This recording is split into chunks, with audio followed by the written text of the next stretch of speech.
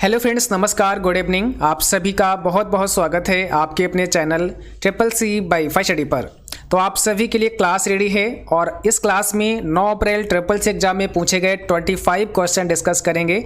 ये सभी प्रश्न आपके एग्जाम के लिए काफ़ी इंपॉर्टेंट हैं और आप सभी को प्रयास करना है आज की इस क्लास में 25 का स्कोर होना चाहिए। ठीक है, सभी को चेक करना है कि आप कितने प्रश्नों के सही जवाब कर पाते हैं जो कि आज के एग्जाम में पूछे गए प्रश्न हैं।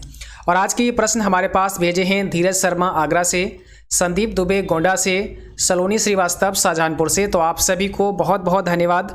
और आप लोग भी जब एग्जाम हो अपने क्वेश्चन हमें ज़रूर भेजें। प्रश्न हमें व्हाट्सएप कर सकते हैं या फिर हमारे ईमेल पर भेज सकते हैं। व्हाट्सएप नंबर और ईमेल आईडी आपको इसी वीडियो के नीचे डिस्क्रिप्शन बॉक्स में मिल जाएगी। तो चलिए स्टार्ट करते हैं। आज का सबसे पहला प्रश्न आपसे पूछा गया है, सिफर क्या है? ठीक है, सिफर क्या है? इनक्रिप्टेड डाटा है, प्रोग्राम है, सॉफ्टवेयर है या फिर नन ऑफ दीज? कौन सा होगा राइट आंसर? एक एक प्रश्न का सही जवाब करना है। ईमानदारी से आपको बताना है कि इस 25 प्रश्नों में आपको कितने पता थे। ठीक है, तो पूरा ईमानदारी से आपको आंसर करने हैं कमेंट बॉक्स में। सिफर टेक्स्ट क्या है? ये आपका इनक्रिप्टेड टेक्स्ट होता है, यानी कि इनक्रिप्टेड डाटा आप बोल सकते हैं। और कई बार ऐसा पूछते हैं कि सिफर टेक्स्ट क्या होता है या सिफर क्या होता है। इनक्रिप्टेड डाटा होता है जिसे सिफर टेक्स्ट के नाम से जानते हैं। ठीक है, क्वेश्चन देखिए, डिजी लॉकर में अधिकतम फाइल साइज कितना होता है? डिजी लॉकर में जो मैक्सिमम फाइल का साइज है वो कितना होता है? और जो भी बच्चे क्लास में आ चुके हैं आप सभी शेयर करो जल्दी से, ताकि और भी बच्चे और भी साथी इस क्लास को ज्वाइन कर सकें। तो डिजी लॉकर में जो मैक्सिमम साइज होता है फाइल का वो 10 MB का होता है। यहाँ पर आपका सही जवाब क्या हो जाएगा? ऑप्शन नंबर, ठीक है, बी करेक्ट होगा, 10 MB का होता है। और अगला क्वेश्चन आपको बताना है, राइटर में रेडो की शॉर्टकट की क्या होती है? राइटर में रेडो की शॉर्टकट की क्या होती है? Control Z, control by, shift by या फिर नन ऑफ दीज? राइटर में रेडो की शॉर्टकट की क्या होती है? आप सभी को जवाब करना है, इसमें कौन सा राइट आंसर होगा?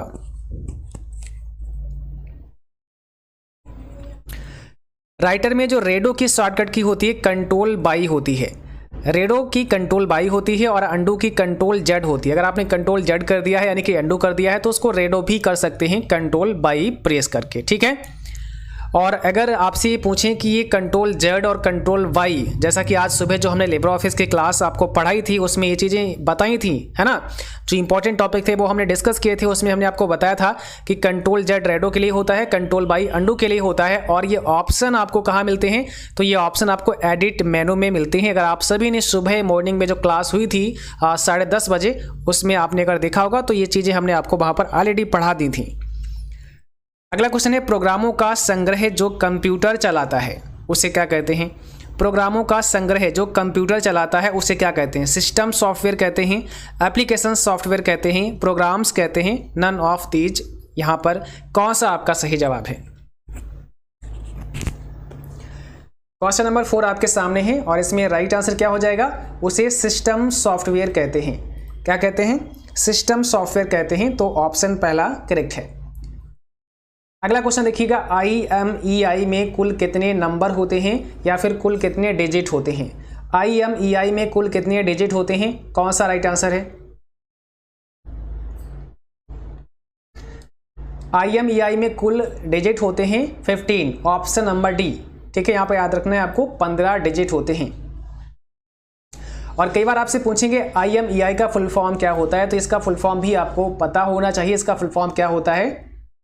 इंटरनेशनल मोबाइल इक्विपमेंट आइडेंटिटी, इसका पूरा नाम होता है, याद रखना है सभी बच्चों को। क्वेश्चन नंबर 6 पूछा है, वेबसाइट का पहला पेज क्या कहलाता है?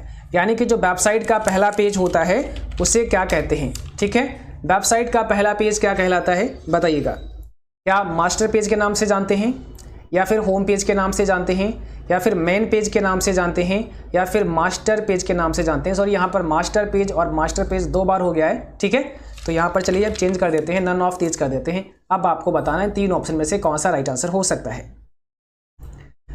इसे होम पेज के नाम से जानते हैं। वेबसाइट का जो पहला पेज होता है उसे होम पेज के नाम से जानते हैं। ठीक है, जहाँ पर जो बाकी पेजेस होते हैं आपकी वेबसाइट में उनके लिंक दिए होते हैं। क्वेश्चन देखिए 7 पूछा है, उमंग की शुरुआत कब हुई? उमंग की शुरुआत कब हुई? उमंग का फुल फॉर्म क्या होता है? Unified mobile application for new age governance की शुरुआत कब हुई थी? तो सही जवाब यहाँ पे क्या होगा? 2017 में। ठीक है, 2017 में उमंग ऐप की शुरुआत हुई थी। ब्लॉगर कौन होता है? ब्लॉग बनाने वाला, ब्लॉग लिखने वाला, ब्लॉग पढ़ने वाला या फिर कोई नहीं? तो ब्लॉगर कौन होता है, इसमें कौन सा सही जवाब है? आप सभी को जवाब करना है कौन सा राइट आंसर होगा। ब्लॉगर कौन होता है? ब्लॉगर वो होता है जो ब्लॉग लिखता है। ठीक है, तो ब्लॉग लिखने वाला ब्लॉगर कहलाता है। ऑप्शन आपका बी करेक्ट होगा। POS में क्या आवश्यक है? Password, fingerprint, passbook, none of these. एक एक क्वेश्चन को ध्यान से समझना है और उसका जवाब करना है। ठीक है, कोशिश रहनी चाहिए 25 में 25 करेक्ट आंसर हो। और कमेंट बॉक्स में भी जरूर बताना कि आपने इस क्लास में कितना स्कोर किया है। बताइए, POS में क्या आवश्यक है? पासवर्ड, फिंगरप्रिंट, पासबुक या नन ऑफ दीज। तो POS का मतलब क्या होता है? Point of sale. इसका मतलब होता है पॉइंट ऑफ सेल जिसमें पासवर्ड आवश्यक है। ठीक है, ऑप्शन पहला यहाँ पे होगा पासवर्ड। प्रोटोकॉल क्या है? प्रोग्राम, सॉफ्टवेयर, नियमों का एक सेट या फिर हार्डवेयर। प्रोटोकॉल क्या है बताइएगा। प्रोटोकॉल क्या है? तो प्रोटोकॉल नियमों का एक सेट होता है जिसे प्रोटोकॉल के नाम से जानते हैं। यहाँ पर आपका हो जाएगा सी ऑप्शन। प्रोटोकॉल भी नियमों का एक सेट होता है। ठीक है, तो यहाँ पर सी ऑप्शन राइट है। NEFT की स्थापना कब हुई? आपको बताना है NEFT की स्थापना कब हुई। ठीक है, इसमें कौन सा राइट आंसर होगा? NEFT की स्थापना हुई नवंबर 2005 में। ध्यान रखना है, NEFT की स्थापना नवंबर 2005 में हुई। और अगर आपसे पूछें RTGS की स्थापना कब हुई, तो RTGS की स्थापना हुई मार्च 2004 में। RTGS मार्च 2004 में आया, NEFT नवंबर 2005 में आया। दोनों इंपॉर्टेंट हैं और दोनों एग्जाम में पूछे जाते हैं। RTGS का मतलब होता है real time gross settlement. NEFT का मतलब होता है national electronic funds transfer. Question देखिए, उमंग एक एप्लीकेशन है। ट्रू फॉल्स में आपको बताना है। उमंग एक एप्लीकेशन है, क्या ये सही है? उमंग एक एप्लीकेशन है, तो बिल्कुल सही है। ऑप्शन यहाँ पे पहला राइट है। अगला क्वेश्चन है, कंप्यूटर की अब तक कितनी पीढ़ी हैं? ठीक है, कंप्यूटर की अब तक कितनी पीढ़ियां हैं, ऐसे आपको बताना है। 2 हैं, 3 हैं, 5 हैं, 6 हैं। अब तक की कंप्यूटर की कितनी पीढ़ी हैं, कितनी जनरेशन है? तो अब तक की 5 जनरेशन है। ठीक है, याद रखना है 5 जनरेशन है। अगला क्वेश्चन है, DES का फुल फॉर्म क्या होता है? DES का फुल फॉर्म आप सभी को बताना है। इसमें कौन सा सही जवाब हो जाएगा? DES का फुल फॉर्म क्या होता है? Data encryption standard. ऑप्शन पहला करेक्ट होगा, डेटा इंक्रिप्शन स्टैंडर्ड। और एक कल भी हमने आपको पढ़ाया था और आज के एग्जाम में भी पूछा गया था और कल के एग्जाम में भी क्वेश्चन पूछा गया था, DES का फुल फॉर्म। अगला क्वेश्चन है, लैन बैन में कौन तेज होता है? लैन बैन में कौन तेज होता है? किसकी स्पीड तेज होती है, ज़्यादा होती है? एक होता है लैन जिसे लोकल एरिया नेटवर्क कहते हैं, जो कि आप एक घर में, एक बिल्डिंग में, एक स्कूल में सेटअप कर सकते हैं। और एक होता है बैन जिसे वाइड एरिया नेटवर्क कहते हैं। ठीक है, इसमें कौन तेज होता है, किसकी स्पीड ज़्यादा होती है? याद रखना है यहाँ पर लैन की स्पीड ज़्यादा होती है। लैन यानी कि लोकल एरिया नेटवर्क की स्पीड बैन की अपेक्षा ज़्यादा होती है। ठीक है, लिब्रे ऑफिस राइटर में किसी भी टेक्स्ट को कंट्रोल शिफ्ट वाई से रिपीट कर सकते हैं। काफ़ी इंपॉर्टेंट प्रश्न है और इसको याद रखना है। इसका जवाब पहले आपको बताना है क्या होगा। लिब्रे ऑफिस राइटर में किसी भी टेक्स्ट को कंट्रोल शिफ्ट वाई से रिपीट कर सकते हैं, तो इसका आंसर क्या होगा, जल्दी से बता दीजिए। बिल्कुल सही है। अगर आपने कोई भी टेक्स्ट लिखा है, उस टेक्स्ट को दोबारा से रिपीट करना चाहते हैं, मीन्स वही टेक्स्ट आप दोबारा से लिखना चाहते हैं, तो दोबारा से ना लिख करके केवल कंट्रोल शिफ्ट वाई प्रेस कर देना है। वो टेक्स्ट आपका रिपीट हो जाएगा, फिर से लिख जाएगा। फिर कंट्रोल शिफ्ट वाई प्रेस कर देना है तो फिर से लिख जाएगा। जैसे हमने अभी यहाँ पे लिखा CCC/5 स्टडी, इसको हमने लिखा है। थोड़ा सा इसका साइज आप बढ़ा देते हैं ताकि आपको दिख जाए। ये लिखा, ठीक है। अब यहाँ पर क्या करते हैं, हमने ये लिख लिया, इसके बाद हमें कंट्रोल शिफ्ट बाई प्रेस करना है। कंट्रोल शिफ्ट बाई प्रेस करेंगे तो यहाँ पर ये लिख जाएगा। हालांकि हमने यहाँ पर स्पेस प्रेस कर दिया था, इसलिए यहाँ पर केवल इसने सी को लिख दिया है। ठीक है, तो हम यहाँ पर जैसे हमने यहाँ पर लिखा है और नीचे लिखते हैं कोर्स और कंट्रोल शिफ्ट बाई प्रेस करेंगे तो फिर से लिख गया कोर्स, कंट्रोल शिफ्ट बाई करेंगे फिर से कोर्स लिख गया। यानी कि अगर हम करते रहेंगे तो ये कोर्स कोर्स कोर्स कोर्स लिखता रहेगा। ठीक है, तो ये रिपीट कर सकते हैं और ये ऑप्शन आपको मिलेगा कहाँ, एडिट मेनू में आएंगे तो यहाँ पर आप देख सकते हैं एडिट मेनू में repeat typing course control shift by का ऑप्शन यहाँ पे मिलता है, इससे आप रिपीट कर सकते हैं। ये बिल्कुल सही है, कंट्रोल शिफ्ट वाई से आप रिपीट कर सकते हैं जो भी टेक्स्ट लिखा होता है। अगला क्वेश्चन है मैक का एड्रेस कितने बिट का होता है। मैक एड्रेस कितने बिट का होता है, कौन सा सही जवाब है। मीडिया एक्सेस कंट्रोल होता है। मैक एड्रेस कई बार पूछते हैं कि किसी हार्डवेयर के पते का क्या नाम होता है। तो मैक एड्रेस किसी हार्डवेयर का पता होता है, यानी कि हार्डवेयर का एक एड्रेस होता है जिसे मैक एड्रेस के नाम से जानते हैं। तो मैक एड्रेस एक हार्डवेयर का एड्रेस होता है जिसका मतलब होता है मीडिया एक्सेस कंट्रोल और ये आपका 48 बिट का होता है। ठीक है, 48 बिट का होता है मैक एड्रेस। G2G का अर्थ क्या होता है। G2G का फुल फॉर्म क्या होता है। और एक हमने आपको क्लास दी थी जिसमें स्पेशली जितने भी गवर्नमेंट मॉडल थे, ठीक है, यानी कि जो G2G होते हैं, G2B होते हैं, इनके सब के बारे में आपको समझाया था। और जो बिजनेस मॉडल थे जैसे जो आपके B2B होते हैं, V2C होते हैं, C2C होते हैं, इनके बारे में आपको समझा दिया है। तो आप उस क्लास को देख सकते हैं या फिर उस क्लास का लिंक हम अपने टेलीग्राम पर शेयर कर देंगे जहाँ से आप लोग पढ़ सकते हैं। उसमें बहुत अच्छे से आपको समझाया गया है ये सब क्या होता है। तो यहाँ पर इसका फुल फॉर्म अभी आपको बताना है। G2G का मतलब होता है government to government. Option number A correct है, ऑप्शन नंबर ए आपका राइट है। कीबोर्ड एक आउटपुट डिवाइस होता है, क्या ये सही है या फिर फॉल्स है। कीबोर्ड एक आउटपुट डिवाइस होता है, ट्रू फॉल्स आपको बताना है, बताइए। कीबोर्ड एक इनपुट डिवाइस होता है ना कि आउटपुट डिवाइस होता है, इसलिए ये फॉल्स हो जाएगा। ऑप्शन नंबर बी आपका करेक्ट आंसर होगा। अगला क्वेश्चन है हम आधार के बिना डिजी लॉकर का प्रयोग कर सकते हैं। हम आधार के बिना डिजी लॉकर का प्रयोग कर सकते हैं, बताइए ट्रू है कि फॉल्स। तो ये फॉल्स हो जाएगा।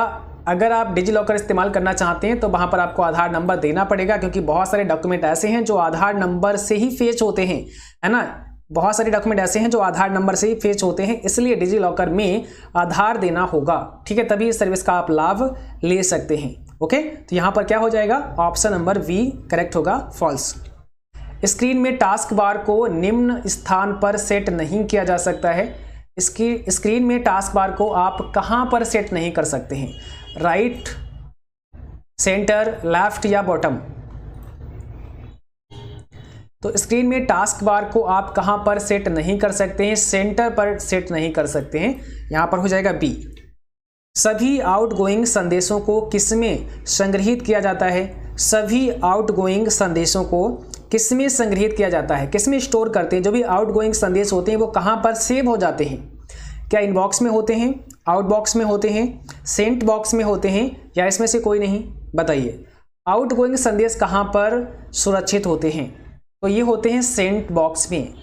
जो आपके आउटगोइंग होते हैं, यानी कि जो आपने संदेश भेजे होते हैं, तो जो भेजे होते हैं संदेश वो आपके सेंट बॉक्स फोल्डर में जाते हैं। जो आपको प्राप्त होते हैं वो इनबॉक्स में आते हैं। ओके, तो आउटगोइंग सेंट बॉक्स में रहेंगे। अगला है लिनक्स एक नेटवर्क है, ट्रू फॉल्स में आंसर करना है। लिनक्स एक नेटवर्क है, क्या कहेंगे, क्या होगा इसमें सही जवाब, फॉल्स, क्योंकि आपको पता है लिनक्स क्या है, लिनक्स एक ओपन सोर्स ऑपरेटिंग सिस्टम है, ना कि नेटवर्क है। अगला क्वेश्चन है राइटर में प्रवेश करने पर कर्सर किस साइड में होता है, बताइए कौन सा यहां पे सही जवाब है। राइटर में प्रवेश करने पर कर्सर किस साइड में होता है, तो सही जवाब है यहां पर आपका लेफ्ट साइड में होता है ना। बाय डिफॉल्ट जब आप लोग अपनी कॉपी पर लिखते हैं, आप अपनी कॉपी पर लिखते हैं तो कहां से लिखते हैं, लेफ्ट साइड से ही शुरुआत करते हैं। ऐसे ही जब आप कंप्यूटर पर राइटर की विंडो ओपन करते हैं या MS वर्ड की विंडो ओपन करते हैं तो वहां पर जो कर्सर होता है, कर्सर क्या होता है, जैसा आप देख रहे हैं ना सेंटर के आगे ये ब्लिंक कर रहा हुआ एक आप दिखाई दे रहा है, एक लाइन सी दिखाई दे रही है, इसी को कर्सर कहते हैं। जहां पर कर्सर होगा वहीं से लिखना स्टार्ट होगा, तो ये कर्सर आपका कहां होगा, लेफ्ट में होगा। बट अगर आप करना चाहते हैं तो उसको राइट में कर सकते हैं, सेंटर पे कर सकते हैं, लेकिन डिफॉल्ट ये लेफ्ट साइड में ही होता है। ठीक है, और आज की क्लास बस यहीं तक थी। उम्मीद है कि आप सभी बच्चों को क्लास पसंद आएगी, क्लास अच्छी लगी उसको लाइक करना, शेयर करना, और जो भी साथी चैनल पर नए हैं आप सभी सब्सक्राइब करें, साथ में बेल आइकन भी ऑन करें। और आज का ये पेपर आप लोग हमारी वेबसाइट से भी डाउनलोड कर सकते हैं। आपको वेबसाइट पर आना है, यहाँ से प्रीवियस पेपर में जाना है, ठीक है। और जैसे ही आप प्रीवियस पेपर पे जाएंगे तो यहाँ से आज का प्रीवियस पेपर भी आप लोग पढ़ सकते हैं। अभी आप यहाँ देखेंगे 6, 7, 8 के प्रीवियस पेपर आ चुके हैं और 9 अप्रैल का कमिंग सून दिखाई दे रहा है, लेकिन अभी अगर आप ओपन करेंगे तो ये आपको मिल जाएगा और यहाँ से इससे भी पढ़ सकते हैं और डाउनलोड कर सकते हैं। इसके अलावा यहाँ पर ढेर सारे मॉक टेस्ट अवेलेबल हैं। इन टेस्ट को आपको बारी बारी से करना है। यहाँ पर बहुत सारे टेस्ट आपको मिल जाएंगे ताकि आप सभी जिनका भी आगे एग्जाम होने वाला है आप सभी की बेहतर प्रैक्टिस हो सके। तो ये सारे मॉक टेस्ट आपको बारी बारी से करने हैं, ठीक है। तो आज के लिए बस इतना ही। Thanks for watching, thank you, good night to all, bye bye.